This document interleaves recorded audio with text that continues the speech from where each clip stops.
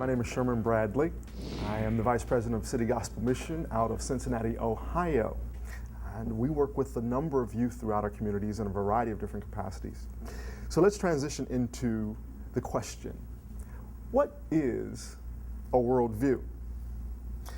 The overall perspective from which one sees and interprets the world, or simply put, how we understand the world around us. We all have a worldview, and everyone interprets the worldview in different ways. We don't sit around and ask each other, well, what is your worldview? It's a part of who we are and how we react to life. Now, think of this illustration. Picture a miner's helmet sitting on your head with a light on top, and it illuminates the darkness around me. Now, instead of light, there's a projector on top that takes my understanding of how the world works and covers everything. Everything and every person I see are influenced by this view. If the person grows up in a home where, let's say, there's a great deal of anger and instability, he may see the world as a place with anger, hurt, and untrustworthy people. Let's say he or she has an incarcerated parent. Then they may grow up thinking that the world is filled with abandonment and rejection. This is how powerful our worldviews are. So in this diagram, what do you see? I think most of us will see a young child doing a good deed. Now, you have an opportunity with your mentor. You and your mentor are walking down the street, and you see this young man helping an older woman across the street. As a mentor, you see this as a teachable moment. So you say, look at that nice young man helping this elderly woman. However, the boy's response is, she better hold on to her purse. What is the difference in their worldviews? The mentor believes that people are basically good and that it's common to help one another out. However, the little boy thinks that everyone is scheming and that no one does anything without expecting something in return. Two different worldviews. How do you think these worldviews developed? In knowing worldviews, it's important for us to understand our own worldview, and in understanding our own, it helps us understand others. I have a friend, he's a youth worker. He has 3 children, 3 small children. He's at home one weekend, he's barbecuing. He pulls the hot dogs off the grill, and as he's placing them on the table for the kids, he asks them, what do you want on your hot dog? 3 different choices. The youngest, she wants the works. It's a mess, but she wants relish, mustard, ketchup, a bun, and cheese. Loves it. The other 2, one just wants a hot dog, bun, and ketchup, and the other one wants it cut up with just mustard on it. No big deal. The following weekend, he goes to an inner city barbecue, he pulls the hot dogs off the grill, sets them on the table. Before he completes the sentence, the children are already reaching for their hot dog. He asks the question, what would you like on your hot dog? And he gets the blank stare that you all have looking back at me. Question is why? They don't have a choice.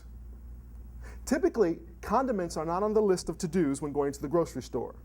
And oftentimes, there's not enough food to go around. So when you get to the table and the food is put out, it's time to eat. Now imagine this young life growing up and being in an environment where never offered choice. That's a different worldview.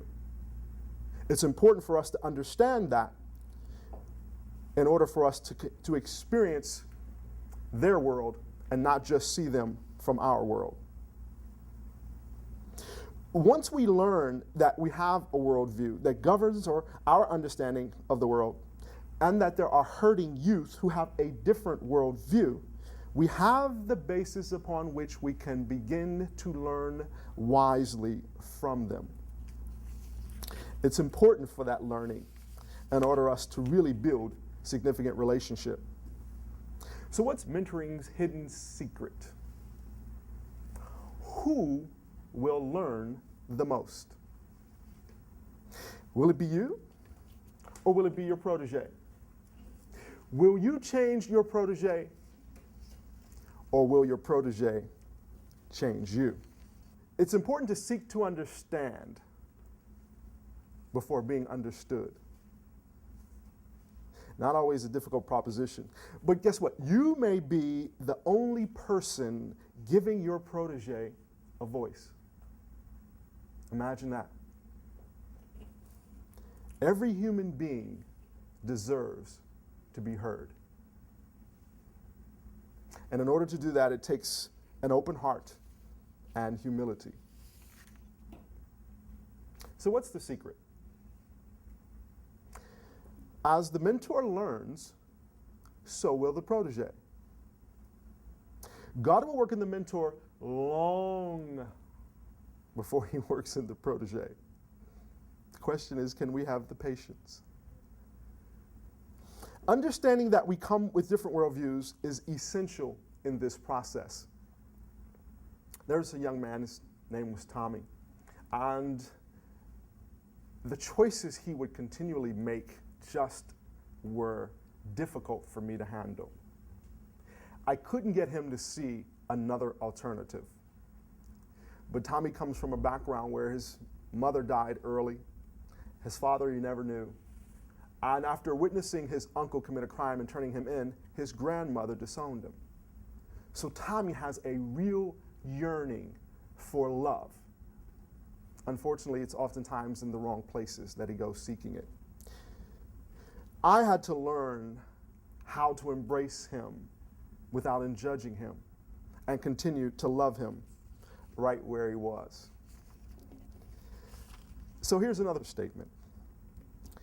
If you want to grow, become a mentor. It will definitely stretch you. But in this process, it's important for us to beware of the killer attitudes. Why are these killers? Well, let's take a look at a couple of them. The first one, I'm going to change this kid.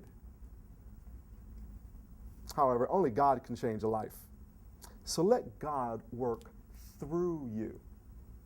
Next, I don't need to adjust or learn. But every good mentor learns and adapts as they develop a friendship with their protege. There's a quote, it goes, "No significant learning happens without significant relationship." It's important for the mentor to provide that significant relationship. It may be the only one the child has. And then thirdly, my protege can't teach me anything. However, God will speak to you through the children.